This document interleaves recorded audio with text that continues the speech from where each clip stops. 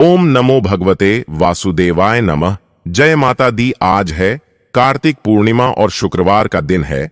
आज का वीडियो जरूर से देखिए।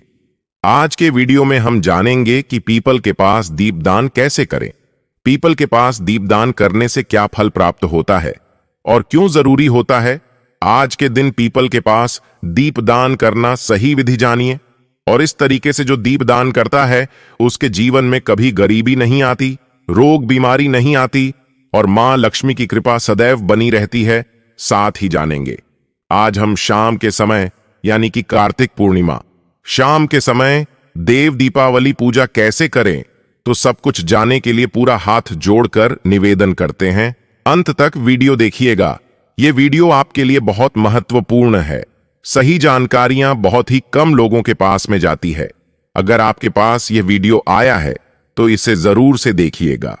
और चैनल दिव्य ज्योति की जानकारी अगर आपको अच्छी लगती है, पसंद आती है और आप ऐसी ही सही और सटीक जानकारियां प्राप्त करना चाहते हैं तो चैनल को जरूर सब्सक्राइब करके बेल आइकन दबा लीजिए ताकि आने वाली हर वीडियो का नोटिफिकेशन आपको समय से पहले मिलता रहे। कमेंट में जय माता दी लिखना बिल्कुल ना भूले। चलिए देना करते हुए वीडियो प्रारंभ करते हैं। आप सभी को पता है जैसे कार्तिक मास के अमावस्या को हम मनुष्यों की दिवाली होती है, उसी तरह से कार्तिक मास की पूर्णिमा तिथि को देवताओं की दिवाली होती है। इस दिन देवता दिवाली मनाते हैं, सभी देवों की दिवाली होती है इस दिन। और यह दिवाली हमारी दिवाली से बहुत ज्यादा फलदायी होती है। तो देव दिवाली पर दीपदान जरूर करना चाहिए और देव दिवाली पर हमें पूजा जरूर करनी चाहिए। देव दिवाली पर पूजन कैसे किया जाएगा, दीपदान कैसे किया जाएगा, उसकी बहुत ही सरल विधि आज की वीडियो में मैंने शेयर की है। तो वीडियो को आप अंत तक जरूर देखना। तो देखिए, कार्तिक पूर्णिमा की शाम के समय हमें देव दिवाली का पूजन करना होता है। यह पूजन हम अपने घर के मंदिर में ही कर लेते हैं क्योंकि सभी देवताओं का हमें पूजन करना है। तो देखिए, घर के मंदिर को आप साफ करके फिर मंदिर को आप सजा लीजिएगा। जैसे दिवाली पर हम मंदिर को सजाते हैं और फिर आप अपने लड्डू गोपाल जी को और जो भी विग्रह है उनको स्नान करा लीजिएगा। स्नान कराने के बाद फिर हम पूजा शुरू करेंगे। तो सबसे पहले जल के छींटे लगाकर हम पूरे मंदिर का शुद्धिकरण कर लेंगे। उसके बाद फिर हम देसी घी का दीपक जलाएंगे। हाथ जोड़कर सभी देवी देवताओं से प्रार्थना करेंगे, हे भगवान, आज मैं आपके निमित्त यह पूजा कर रही हूं या कर रहा हूं। अगर पूजा में कोई कमी रहे तो मुझे क्षमा करें। उसके बाद हम वस्त्र के रूप में सभी को कलावा समर्पित कर देंगे। देखिए, अगर आपके पास जनेऊ है तो आप जनेऊ समर्पित कर दीजिएगा। जनेऊ नहीं है तो कोई बात नहीं, सिर्फ कलावा भी समर्पित कर सकते हैं, कलावा यानी मौली। सबसे पहले गणेश जी को कलावा समर्पित करेंगे, फिर लक्ष्मी माता को, फिर सभी देवी देवता जो भी मंदिर में विद्यमान है सभी देवी देवताओं को हम वस्त्र समर्पित कर देंगे। उसके बाद फिर हम सभी को तिलक करेंगे। तो देखिए, अब जब आप तिलक करेंगे तो ये ध्यान रखना है कि जब आप रोली से तिलक करेंगे तो हमें भगवान शिव शंकर को रोली से तिलक नहीं करना है, बाकी सभी को हम रोली से तिलक कर सकते हैं। तो पहले गणेश जी को, लक्ष्मी माता को, भगवान जो भी आपके मंदिर में विद्यमान है सभी देवी देवताओं को रोली से तिलक कर देंगे। उसके बाद सभी को चंदन से तिलक करेंगे और हम भगवान शिव शंकर को भी चंदन से तिलक कर देंगे। फिर हम तिलक के ऊपर अक्षत यानी चावल समर्पित कर देंगे। उसके बाद फिर हमें फूल समर्पित करने हैं। तो देव दिवाली का दिन बहुत बड़ा दिन होता है। इस दिन आप फूल जरूर जरूर समर्पित कीजिएगा। जो फूल आपको मिल जाए उन फूलों से हम अपने मंदिर को बहुत सुंदर सा सजा लेंगे। सभी देवी देवताओं को फूल समर्पित कर देंगे। फिर हमें भोग समर्पित करना है। तो भोग में खील पताशे का भोग आप जरूर समर्पित कीजिएगा क्योंकि देवी मां लक्ष्मी को यह बहुत प्रिय है। खील पताशे का भोग हम समर्पित कर देंगे। साथ में हम मिठाइयों का भोग समर्पित करेंगे और रथु फल जो भी आपको मिल जाए उनका भोग आप समर्पित कर दीजिएगा। बहुत प्यार से भोग समर्पित करेंगे, जल समर्पित करेंगे। फिर हाथ जोड़कर सभी देवी देवताओं से भोग ग्रहण करने के लिए प्रार्थना करेंगे। इसके बाद पूजा में रही कमियों को पूरा करने के लिए हम दक्षिणा समर्पित कर देंगे। इस तरह से हमें पूजन करना है। उसके बाद देखिए, थोड़ी सी खील अपने हाथ में लेकर, खील या फूल अपने हाथ में लेके कार्तिक पूर्णिमा की व्रत कथा सुनेंगे। आप यहाँ पर कार्तिक पूर्णिमा की व्रत कथा सुन सकते हैं। सत्यनारायण भगवान की कथा भी सुन सकते हैं। कथा सुनने के बाद फिर जो खील हमने ली है वह हम भगवान के चरणों में समर्पित करेंगे और जल के लोटे में डाल देंगे। इसके बाद हमें बहुत सारे दीपक जलाने हैं। देखिए, जैसे दिवाली पर हमने घर के हर कोने में दीपक जलाए थे, वैसे ही देव दिवाली के दिन भी हमें घर के हर कोने में दीपक जलाना चाहिए। कहीं भी अंधेरा नहीं रहना चाहिए। कहते हैं कि कार्तिक में जितने भी दीप दान किए हैं उन सब का फल हमें तभी प्राप्त होता है जब हम देव दिवाली के दिन दीप दान करते हैं। तो देव दिवाली के दिन आप 11, 22, 51, 101 जितनी संख्या में चाहे उतनी संख्या में दीप दान जरूर कीजिएगा। आप चाहे तो आप देसी घी के दीपक जला सकते हैं, तिल के तेल के दीपक जला सकते हैं, या आप चाहें तो आप सरसों के तेल के भी दीपक जला सकते हैं। कार्तिक माह में सरसों के तेल के दीपक भी जलाए जाते हैं। तो आपकी जैसी सुविधा हो, जैसा सामर्थ्य हो, उस हिसाब से आप दीपक जला सकते हैं। कम से कम एक दीपक हमें घी का जरूर जलाना है। घी के दीपक से हमें आरती करनी है। बाकी दीपक आप सरसों के तेल के या तिल के तेल के भी जला सकते हैं। तो यहां पर हमने दीपक ले लिए हैं। यह दीपक हम जलाएंगे, उसके बाद फिर हम आरती करेंगे। जब आरती करें तो सारे दीपक आप पास में ही रख लीजिएगा। जला के उसके बाद फिर हम आरती करेंगे। दीपक जला के हम अपने पूरे मंदिर में दीपक सजा लेंगे। चारों तरफ रोशनी ही रोशनी होनी चाहिए, क्योंकि आज देवों की दिवाली है। तो हमने दीपक जो है वह पूरे मंदिर में सजाने हैं। साथ में ही आरती करने के बाद, पूजा करने के बाद अपने घर के कोने कोने में आप दीपक रखिएगा। घर के बाहर, छत पर, सब जगह आप दीपक रखिए।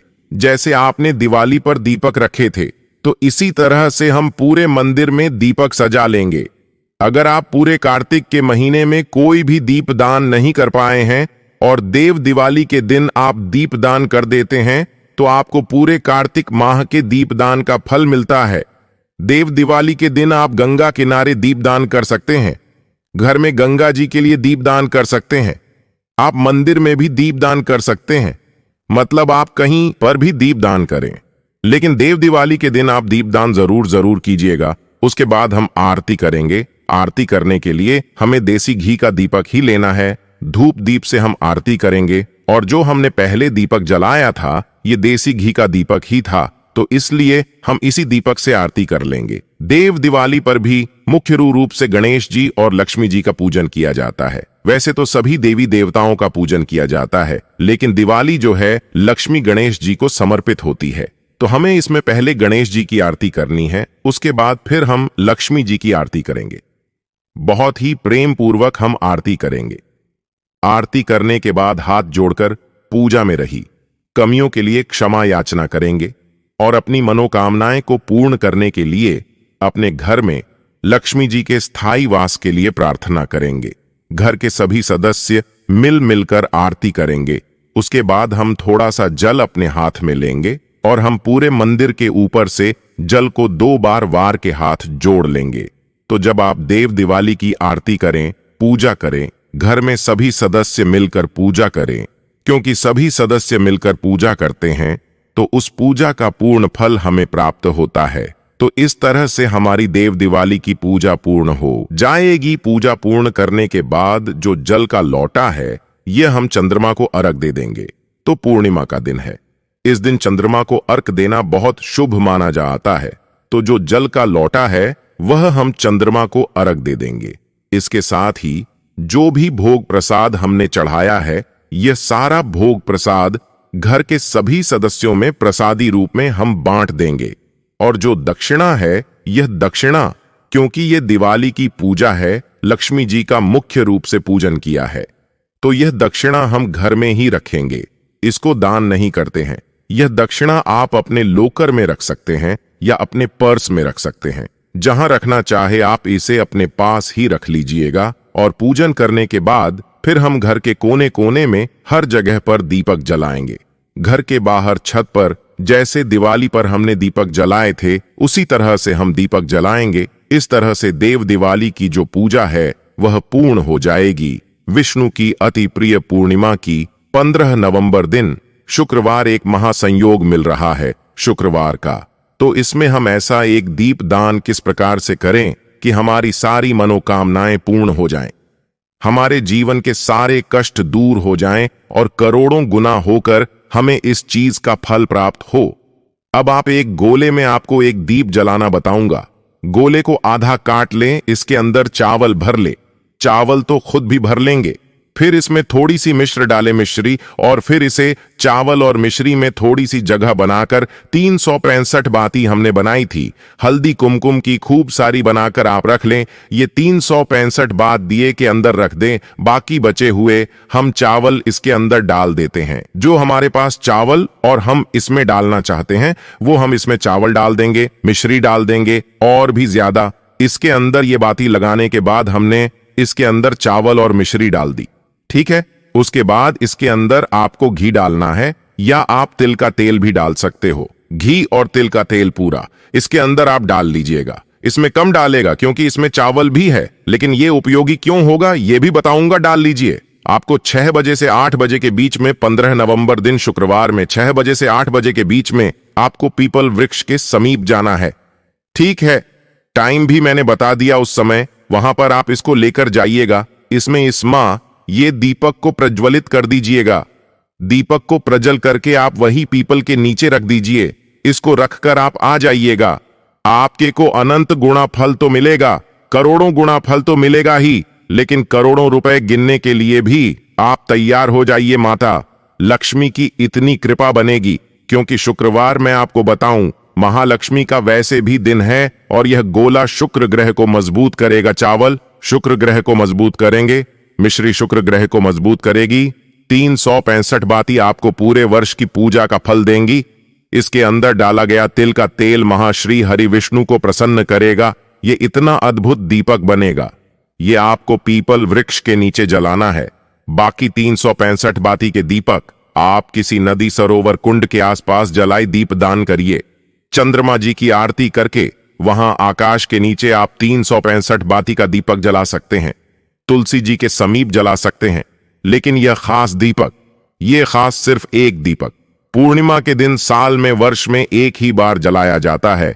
इसको जरूर चलाएगा। मैं आपने देखा गोला काटा हुआ है, उसके अंदर चावल रखे, थोड़ी मिश्री रखी, फिर ये 365 बाती उसके अंदर दबा दी, तो इस तरह से ये खड़ी हो जाती है। फिर थोड़े चावल मिश्री डालिए, तिल का तेल डाला और उसके बाद इस दीपक को प्रज्वलित कर दीजिएगा और वही रखकर आ जाइएगा। जलाने के बाद इसका परिणाम क्या होगा, जब ये दीपक पूरी तरह शांत हो जाएगा, ये जो गोला है इसके अंदर चावल है, इसके अंदर घी या तेल है, इसके अंदर मिश्री है, इसको रेंगने वाले जीव जंतु सारे खा जाएंगे। आपका राहु केतु और शनि तीनों के तीनों ग्रह मजबूत हो जाएंगे। शुक्र तो आपने मजबूत किया ही किया है, तो आपने सारे ग्रह भी अपने अनुकूल कर लिए, करोड़ों गुना फल भी आपने ले लिया। माता लक्ष्मी को भी आपने प्रसन्न कर लिया, हरि विष्णु को भी आपने प्रसन्न कर लिया। आपकी तो बल्ले बल्ले हो जाएगी। आपको क्या ही बोलूं, अनंत गुणा का फल मिलेगा। तो इस कार्य को बिल्कुल मत भूलिए। कार्तिक पूर्णिमा की अनंत शुभकामनाएं, गंगा स्नान की अनंत शुभकामनाएं, देव दिवाली की अनंत शुभकामनाएं, क्योंकि देव दिवाली के दिन आप ये अद्भुत कार्य कर रहे हैं। माता लक्ष्मी प्रसन्न नहीं होंगी तो क्या होगा? ऐसा हो नहीं सकता कि माता लक्ष्मी प्रसन्न ना हो और आपके आप करोड़ों गुना होकर उसका फल ना मिले। जो आप कर रहे हो, अपार धन की प्राप्ति होगी, बरकत होगी, घर में व्यवसाय चलेगा। आप करके देखिए। आज के लिए इतना ही, इजाजत दीजिए। आशा करता हूं वीडियो आपके लिए निश्चित बहुत उपयोग साबित होगी। मिलता हूं एक और जबरदस्त वीडियो के साथ। तब तक हंसते रहिए, मुस्कुराते रहिए, अपना और अपने अपनों का ख्याल कीजिए। वीडियो अच्छी लगे तो लाइक कीजिए, फ्रेंड को शेयर करना बिल्कुल मत भूलिए और कमेंट बॉक्स में लिखिए जय लक्ष्मी माता। लक्ष्मी माता आपके ऊपर कृपा करें।